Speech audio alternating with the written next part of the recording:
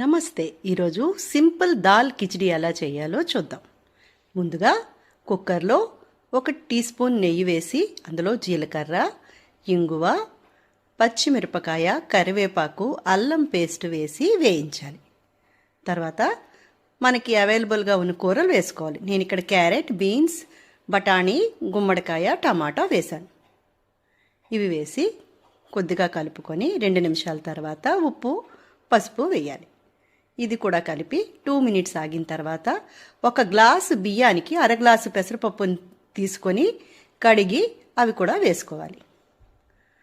ఒక 5 నిమిషాల తర్వాత 1 గ్లాసుకి 5 గ్లాసులు నీరు వేసి కుక్కర్ మూత పెట్టి హైలో 1 విజిల్, స్లోలో 4 విజిల్స్ ఇవ్వాలి.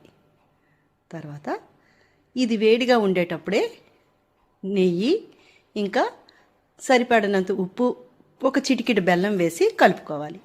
అంతే, ఎంతో టేస్టీగా హెల్దీగా ఉండే దాల్ కిచిడి రెడీ. ఎప్పుడైనా మనకి ఏది చేయాలనిపించదు, లేకపోతే టైం ఉండదు, అప్పుడు ఇది చేసుకొని తినండి, చాలా బాగుంటుంది.